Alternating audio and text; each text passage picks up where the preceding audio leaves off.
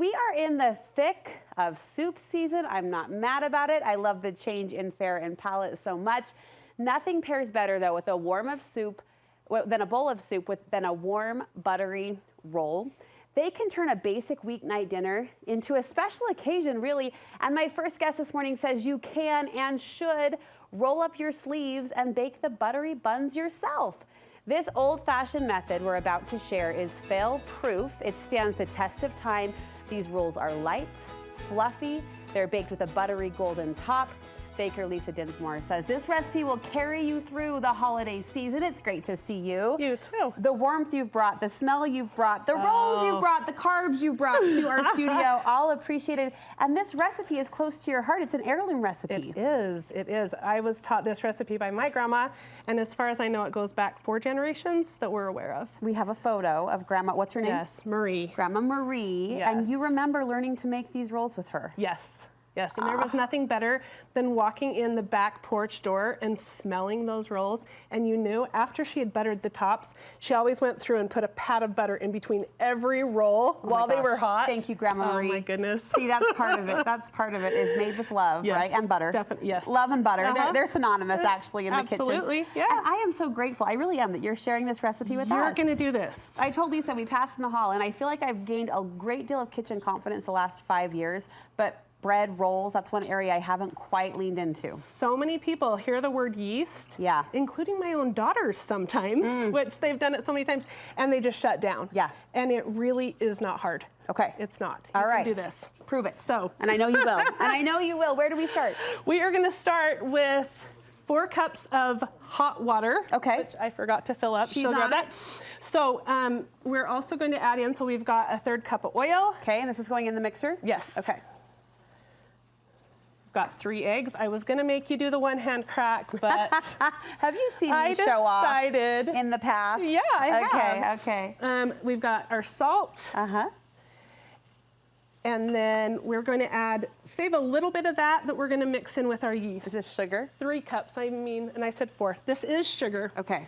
So just regular sugar, just a couple of tablespoons. Okay. We just want to feed our yeast. Okay, here comes your water. Thank you so much. So we're going to go ahead, and this is a little bit more. So I'm going to add this water right in here. How often do you make these, Lisa? Too often. Yeah, okay. It's one of those recipes that you know by heart. And yes, it is. Okay, go ahead and add your yeast in. You do need to make sure that the temperature of your water, I like to say baby bath. Okay. If you would feel comfortable putting your baby in, then you're good. So not hot. No, because you definitely can kill your yeast. Okay. And one other thing that I have found that can kill your yeast is eggs that are too fresh. Oh. So if you're cooking with fresh eggs, you do need to be careful. I haven't heard that. I have found, and if I will just dilute kind of my eggs, I always like to add just a little bit of flour before I'm going to add in my yeast. Is this 2 cups? That is a 2 cup. I need one of those. They are. Why doesn't my kitchen have a 2 cup? Okay, that's cool. So I like to add that in before. Now, if you can see already, see how fast that's bubbling? Yeah. And you know you're good. This is the dry active yeast. You can also use an instant yeast, but you don't have to proof beforehand. Okay. You can just dump it in dry. And it will work the same. That's your instant yeast. Okay. Yes, yes. So we'd go at this point, and then we're going to go ahead and add our flour. Okay. Until we get to a soft, I like to see, as soon as it pulls away from the sides. Okay. But it also needs to pull up from the bottom. When you touch that dough, you should get a little, your hand should still stay a little bit tacky. A little sticky. You don't want it to be too dry. Okay. At this point, I am going to switch over into my dough hook. How come? Just to keep it moving?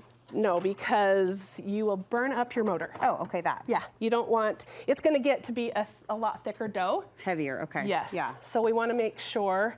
And towards the end, I'm not going as slow as I normally should, but I like to slow down the amounts that I'm adding at a time, because sometimes just that little bit extra, especially depending on the size of your batch, just a half cup is going to make a big difference. Okay. And actually, as you get right towards the end, even a tablespoon or two So makes go a big easy, difference. go light-handed.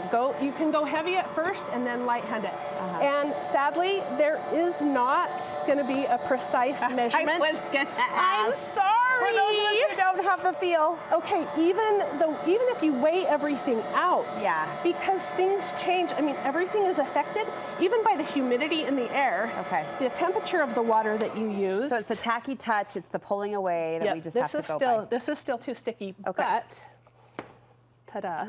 This is why I'm spoiled, because by the magic of TV, we have perfect dough. We have Oh, beautiful. dough that is ready. This has risen once. Okay, so mixed it, moved it over to a bowl. Yes.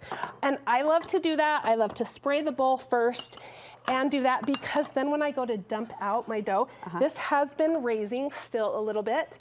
So now when I go to dump out my dough, it still has some of a raise left to it. See, I watch you at work and I'm like, I can do that. And then Yes, I get in my own kitchen No, and you I'm can. like, You can. And you know what? I have a class. Oh, good. That teaches you step by Brilliant, step, brilliant. every little bit. And as you can see, it's nice and puffy. So then when you go to roll it, you're not gonna have that pullback. Okay. If your dough is not relaxed enough. Okay. So we can. Oh, look how luscious and thick Yes, that is. isn't that beautiful? Yes. I will say, of all the doughs that I make, this is my favorite.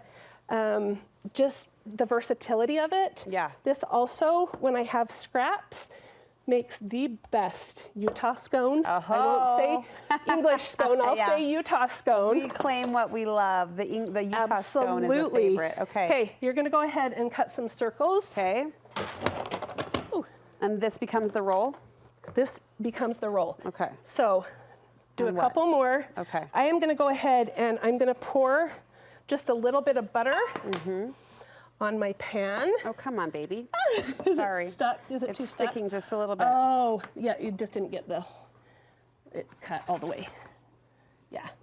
Great. Okay, so what we're gonna do is we're gonna take it and we're going to dip both sides It's butter? into the butter. Oh, good. Like you said. Grandma Marie would be so yes, proud. she would. And fold? And fold. Just like that? That's it. Oh, look at you. That's it. No Now we separate dish, wanna- just right on the pan. Just right on the pan. Okay. Yes. And we want to make sure that they get close enough together that when they raise, they're going to raise into each other and get nice and squishy. Okay. If you separate them out too far, they're going to pop open. Okay. And they're going to be like an individual kind Got of it. full crust. If Okay. that's what you're going for, that's great. But to if hug you, and to connect the is the goal. squishy, yeah, soft Okay. in between. What are our baking instructions? So 350, 20-ish minutes, depending on your oven. You want a nice golden brown. Awesome. Here they Just come. as these are coming. Oh my goodness.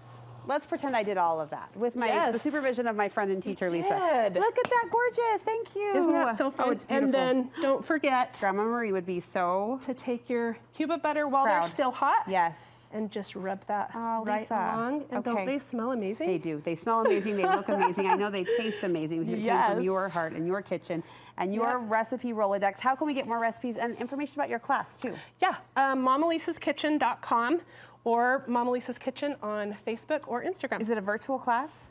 It is. Awesome. Yes. Mama Lisa's Kitchen. You can learn to make rolls just in time for Thanksgiving and beyond. And once you've mastered this, I imagine it becomes And while you're home, Yes. you're going to Make rolls. I can't wait to see pictures. and eat rolls. Yes. And breathe in babies and rolls. It's going to be a great, blissful time. Thank you so much, Lisa. We appreciate it. We'll link you over to her website from ours, studio5.ksl.com.